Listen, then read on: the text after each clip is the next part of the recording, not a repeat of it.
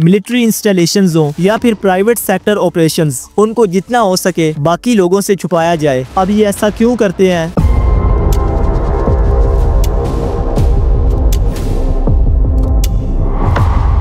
Antarctica की satellite image और aerial photograph में कुछ ऐसे अनयूजुअल फॉर्मेशन देखे गए हैं जो बिल्कुल पिरामिड्स लाइक शेप्स लगती हैं। कहानी ये है कि वर्ल्ड वॉर 2 के बाद जब नाजीज हार गए तो कुछ नाजी ऑफिशियल्स अंटार्कटिका चले गए थे। इसके पीछे का लॉजिक ये था, इन सब सीक्रेट्स को समझने के लिए हमें पहले ये देखना होगा कि इस वक्त अंटार्कटिका का असली कंट्रोल किसके पास है और क्या है ये पावरफुल एग्रीमेंट अंटार्कटिक ट्रीटी जिसने इस पूरे कॉन्टिनेंट को दुनिया से अलग कर दिया है। अंटार्कटिक ट्रीटी एक इंटरनेशनल एग्रीमेंट है जो 1959 में साइन हुआ था और ऑफिशियली 1961 में इम्प्लीमेंट हुआ। अगर हम इस ट्रीटी के प्रिंसिपल्स को देखें तो सबसे पहली बात यह है कि अंटार्कटिका को मिलिट्री एक्टिविटी से फ्री रखा जाए, जहां साइंटिफिक रिसर्च तो हो सकती है लेकिन यहाँ कोई country nuclear weapons, military bases या डिफेंसिव इंफ्रास्ट्रक्चर नहीं बना सकता है और जो रिसर्च के मेन पॉइंट्स होंगे वो बाकी सब कंट्रीज को बताए जाएंगे। ये ट्रीटी एक तरह से दुनिया को पीस और कोऑपरेशन का एक मॉडल भी दिखाने के लिए बनाई गई थी। इसलिए दुनिया के सबसे पावरफुल कंट्रीज, चाहे वो यूनाइटेड स्टेट्स हो, रशिया हो या चाइना हो, सबको इस ट्रीटी पर साइन करना ही पड़ा। इस ट्रीटी का एक और अहम पॉइंट है कि टेरिटोरियल क्लेम को सस्पेंड कर दिया जाए, यानी कोई भी कंट्री अंटार्कटिका के किसी हिस्से को परमानेंटली अपना नहीं बना सकता है। साथ ही इस एग्रीमेंट के तहत माइनिंग एक्टिविटीज को मुकम्मल तौर पर बैन कर दिया गया। बेसिकली अंटार्कटिका में मिनरल्स, ऑयल और प्रीशियस मेटल्स का पोटेंशियल काफी ज्यादा बताया गया है और इसीलिए इस एग्रीमेंट के अंदर कोई भी कंट्री ना ये मिनरल्स निकालेगा और ना ही इन फ्यूचर निकाल सकता है। सो अंटार्कटिका का कंट्रोल इस वक्त किसी भी सिंगल कंट्री के पास नहीं है। इसका कंट्रोल दुनिया के सबसे पावरफुल कंट्रीज के बीच एक कलेक्टिव गवर्नेंस मॉडल के थ्रू होता है, जिसमें इस वक्त 58 कंट्रीज एक्टिव हैं। लेकिन ये सिर्फ साइंटिफिक रिसर्च तक लिमिटेड नहीं है। आज के दिन अगर हम टूरिज्म की बात करें तो technically yes, you can visit Antarctica, लेकिन ये नॉर्मल ट्रैवल डेस्टिनेशंस की तरह नहीं है। अंटार्कटिका को विजिट करने के लिए आपको बहुत स्पेशल परमिट्स और कंडीशंस के अंदर जाना पड़ता है। वैसे तो अंटार्कटिका में आपको इंडिपेंडेंटली ट्रैवल करना अलाउड ही नहीं है, आप अपनी मर्जी से वहाँ खुद से एक्सप्लोर नहीं कर सकते। लेकिन टूरिस्ट एजेंसीज जो अंटार्कटिक ट्रिप्स ऑर्गेनाइज करती हैं, उनके पास सिर्फ एक स्पेसिफिक रूट होता है जिसके थ्रू अंटार्कटिका के कुछ लिमिटेड रीजन्स में विजिट करने की परमिशन होती है। लेकिन इस दौरान भी आपको कॉन्टिन्यूसली मॉनिटरिंग के अंदर रखा जाता है। इस मॉनिटरिंग का पर्पस है इलीगल एक्टिविटीज जैसे माइनिंग, फिशिंग और हार्मफुल एनवायरनमेंट इम्पैक्ट को प्रिवेंट किया जाए। इसके अलावा वहाँ पर वाइल्ड लाइफ, ग्लेशियर्स और सेंसिटिव इकोसिस्टम का बहुत ख्याल रखा जाता है। इस वजह से जो टूरिस्ट आता है उसे स्ट्रिक्ट गाइडलाइंस फॉलो करनी ही पड़ती हैं। लेकिन एक सवाल यहाँ पर यह भी बनता है कि आखिर अंटार्कटिका जाना आम लोगों के लिए इतना मुश्किल क्यों है? ये सिर्फ इसलिए नहीं कि वहाँ ठंड बहुत ज्यादा होती है, बल्कि इसके पीछे कुछ ऐसी लॉजिकल रीजंस हैं जो अंटार्कटिका को आम इंसान के लिए एक ऑलमोस्ट इम्पॉसिबल डेस्टिनेशन बना देते हैं।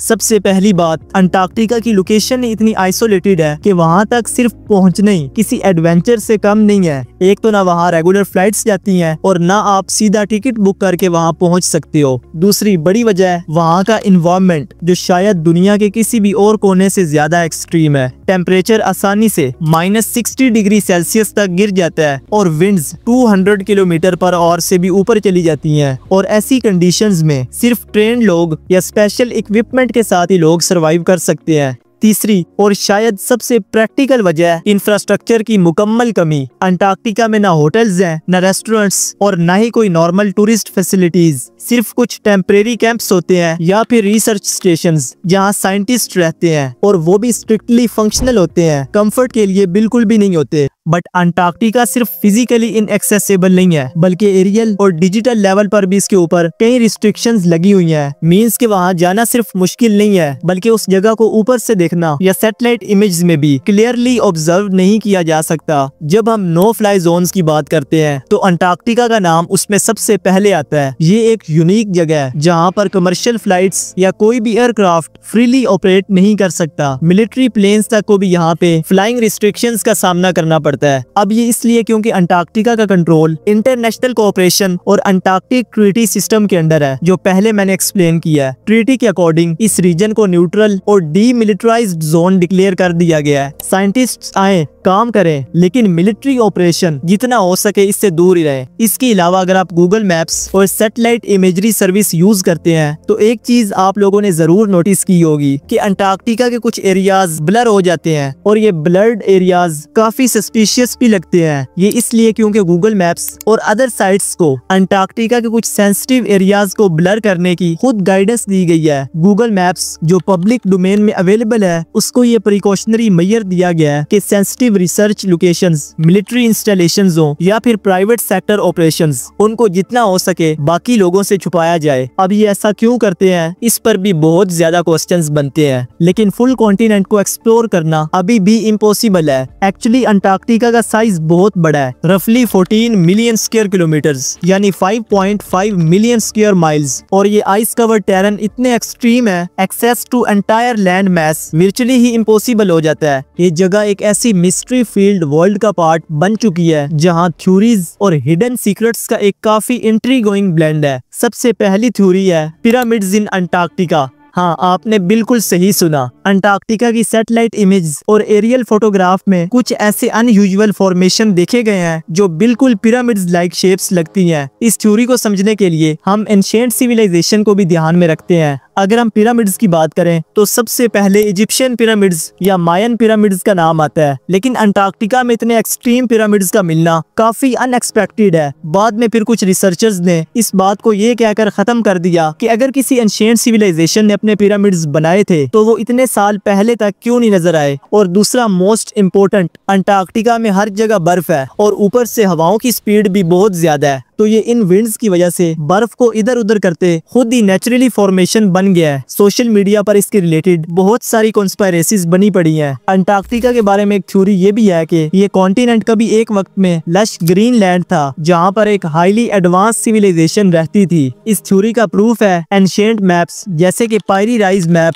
जिसमें क्लियरली अंटार्कटिका को आइस फ्री दिखाया गया है। ये मैप 16th सेंचुरी का है, लेकिन उसमें जो अंटार्कटिक कोस्ट लाइन दिखाई गई है वो मॉडर्न मैप से बिल्कुल मिलती जुलती है। इसके अलावा जो सबसे फेमस थ्योरी है वो है नाजी बेस थ्योरी। कहानी ये है कि वर्ल्ड वॉर 2 के बाद जब नाजीज हार गए तो कुछ नाजी ऑफिशियल्स अंटार्कटिका चले गए थे। इसके पीछे का लॉजिक ये था कि अंटार्कटिका एक रिमोट और अनएक्सप्लोर्ड जगह थी जहां उन तक पहुंचना काफी मुश्किल था। नाजी जर्मनी को शायद इस बात का अंदाजा था कि अगर उनका जर्मनी हार गया तो दुनिया में उनके एक्शंस का इंटरनेशनल बैकलैश जरूर होगा, इसीलिए उन्होंने दुनिया से दूर रहने का ऑप्शन ही चुना। रिपोर्ट्स के मुताबिक नाजीज ने अंटार्कटिका में न्यू सैक्रेबर्ड लैंड नाम का एरिया अपना क्लेम किया था। जर्मन अंटार्कटिक एक्सपीडिशंस ने इस जगह पे जाके लैंड सर्वे किए और यहाँ काफी रिसोर्सेज भी डिस्कवर किए थे। थ्योरी ये है कि नाजी ऑफिशियल्स ने यकीनन वहाँ पर एडवांस टेक्नोलॉजी डेवलप की थी जो बिल्कुल आज भी वहाँ हो सकती है। एक थ्योरी ये भी है कि नाजीज ने यूएफओ या फ्लाइंग सॉकर्स भी बनाए थे। हॉनीबू और व्रिल प्रोजेक्ट्स जो नाजी साइंटिस्ट के बीच काफी ज्यादा फेमस थे। इससे कुछ साल बाद ऑपरेशन हाई जंप, जो कि एक बहुत ही मिस्टीरियस मिशन था, जिसको 1946 में यूनाइटेड स्टेट्स ने अंटार्कटिका में लॉन्च किया और ये मिशन एडमायरल रिचर्ड ई बायर्ड की लीडरशिप में कंडक्ट किया गया था। ऑपरेशन हाई जंप का ऑफिशियल ऑब्जेक्टिव अंटार्कटिका की एक डिटेल्ड स्टडी करना था, जिसमें 4700 सोल्जर्स, 13 शिप्स और 33 एयरक्राफ्ट इन्वॉल्व थे। लेकिन जो बात लोगों को सबसे ज्यादा सस्पिशियस लगी है वो ये है कि इतना बड़ा मिशन इतने ज्यादा लोगों के साथ सिर्फ साइंटिफिक रिसर्च के लिए कैसे जस्टिफाई किया जा सकता है। कुछ थ्योरिस्ट का कहना है कि ये मिशन सिर्फ नाजी बेसिस को इन्वेस्टिगेट करने के लिए ही था, बिकॉज उनके कुछ टीम मेंबर्स का अंटार्कटिका में इस तरह कैसे शॉकिंगली इनकाउंटर हो गया था। किसी चीज से तो मुकाबला किया ही होगा उन लोगों ने। इस मिशन के बाद जो इसकी ऑफिशियल रिपोर्ट्स आई थी उनको भी कहीं सीक्रेटली गायब कर दिया गया। बायर्ड के कुछ रिकॉर्ड से हमें ये भी पता चलता है कि उन्होंने अपने बाकी टीम मेंबर्स के साथ पोलर रीजन्स में कुछ फ्लाइंग ऑब्जेक्ट्स का जिक्र भी किया था जो इस मिशन के दौरान उनसे इंगेज हुए थे। कुछ लोग अंटार्कटिका में एलियंस का भी कहते हैं कि वहाँ पर मौजूद है, लेकिन कोई एग्जैक्ट प्रूफ नहीं मिल पाया है। अलबत्ता डिस्क शेप स्ट्रक्चर्स जरूर रिकॉर्ड किए गए हैं। इसके अलावा अंटार्कटिका अंटार्कटिका में बहुत सारे थ्योरिस्ट ये भी बिलीव करते हैं कि यहाँ ह्यूज ऑयल रिजर्व्स छुपे हुए हैं। अगर हम जियोलॉजिकल सर्वेज की बात करें तो अंटार्कटिका के अंडरग्राउंड में ऐसे ऑयल डिपॉजिट्स हो सकते हैं जो ग्लोबल एनर्जी मार्केट को मेजरली इफेक्ट कर सकते हैं। लेकिन क्योंकि यहाँ पर इंटरनेशनल एग्रीमेंट है, इसलिए ऑयल निकालने की एक्टिविटी को रिस्ट्रिक्ट करना जरूरी समझा गया है। अंटार्कटिका में जो रेयर मिनरल्स हैं उनका भी बहुत बड़ा पोटेंशियल है। रेयर अर्थ एलिमेंट्स जो मॉडर्न टेक्नोलॉजी में यूज होते हैं जैसे लिथियम, टेंटलम और कोबाल्ट, ये सब मिनरल्स अंटार्कटिका में होने की पॉसिबिलिटी है। अगर सच में ये मिनरल्स यहाँ पर हैं तो ये दुनिया भर की इंडस्ट्रीज के लिए एक गेम चेंजर साबित हो सकता है और शायद इसीलिए यहाँ पर बहुत स्ट्रिक्ट कंट्रोल रखा गया है। कुछ लोग बिलीव करते हैं कि अंटार्कटिका में कोई एंशिएंट सिविलाइजेशन जरूर रही होगी जो ग्लोबल वार्मिंग और कैटलिस्मिक इवेंट की वजह से शायद डिस्ट्रॉय हो गई थी। अगर ये सच है तो यहाँ पर बहुत सारे आर्टिफैक्ट्स और रून्स छुपे हो सकते हैं जो अगर कुछ डिस्कवर होते हैं तो ये ह्यूमन हिस्ट्री को कंप्लीटली बदल देंगे। सब्सक्राइब